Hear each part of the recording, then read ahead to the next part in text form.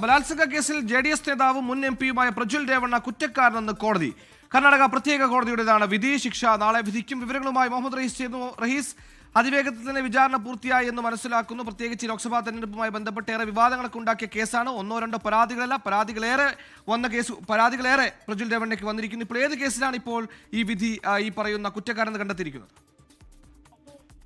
സുഹേൽ, പ്രജ്വൽ രേവണ്ണയുമായി ബന്ധപ്പെട്ട് ഉയർന്ന പീഡന പരാതികൾ, അതുമായി ബന്ധപ്പെട്ട് ഉണ്ടായ വിവാദങ്ങൾ, പുറത്തു വന്ന നിരവധി വീഡിയോകൾ, ഞെട്ടിക്കുന്ന തെളിവുകളൊക്കെയും മുന്നിൽ നിൽക്കുകയാണ് ഇപ്പോൾ ഇത്തരത്തിൽ ഒരു വിധി ബംഗളൂരുവിലെ പ്രത്യേക കോടതിയിൽ നിന്ന് പുറത്തു വന്നിരിക്കുന്നത്. അതായത് പ്രജ്വൽ രേവണ്ണയുടെ ഫാം ഹൗസിൽ ജോലി ചെയ്തിരുന്ന ഒരു തൊഴിലാളി നൽകിയ പരാതിയിലാണ്, ഇപ്പോൾ ഒരു പെൺകുട്ടി നൽകിയ പരാതിയിലാണ് നിലവിൽ കേസിൽ വിധി വന്നിരിക്കുന്നത്. അത് പ്രജ്വൽ രേവണ്ണയെ കുറ്റക്കാരനായി കണ്ടെത്തിയിരിക്കുകയാണ്. അതായത് 14 ദിവസത്തിനുള്ളിൽ തന്നെ ഹിയറിംഗ് പൂർത്തിയാക്കി വാദങ്ങൾ കേട്ട് ശിക്ഷ വിധിച്ചിരിക്കുന്നു. പ്രജ്വൽ രേവണ്ണ കുറ്റക്കാരനാണ് എന്ന് കണ്ടെത്തിയിരിക്കുന്നു.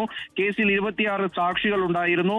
പ്രധാനപ്പെട്ട പല തെളിവുകളും കോടതിക്ക് മുന്നിൽ ഹാജരാക്കിയിരുന്നു. അങ്ങനെ അത്തരത്തിൽ കേസ് പരിഗണിക്കവേ പ്രജ്വൽ രേവണ്ണ കുറ്റക്കാരനാണ് എന്ന് കോടതി കണ്ടെത്തി. വികാരാധീനനായാണ് കോടതിയിൽ നിന്നും പ്രജ്വൽ രേവണ്ണ മടങ്ങിയത് എന്നുള്ള വിവരം കൂടി പുറത്തു വരുന്നുണ്ട്. ഇദ്ദേഹത്തിനെതിരെ പ്രധാനമായും നിലനിൽക്കുന്നത് 3 കേസുകളിലാണ്. അതിൽ ആദ്യത്തെ കേസ് പരിഗണിച്ചപ്പോൾ തന്നെ കുറ്റക്കാരനാണ് എന്ന് കണ്ടെത്തിയിരിക്കുന്നു. അതിൽ 2 ബലാത്സംഗ പരാതികളും ഒപ്പം തന്നെ ഒരു സെക്ഷൽ അബ്യൂസ് കേസും കൂടിയാണ് ഇപ്പോൾ അദ്ദേഹത്തിനെതിരെ പ്രധാനമായിട്ടും ഉള്ളത്. അതിൽ ആദ്യത്തെ കേസ് തന്നെയാണ് ഇപ്പോൾ പരിഗണിച്ചത്.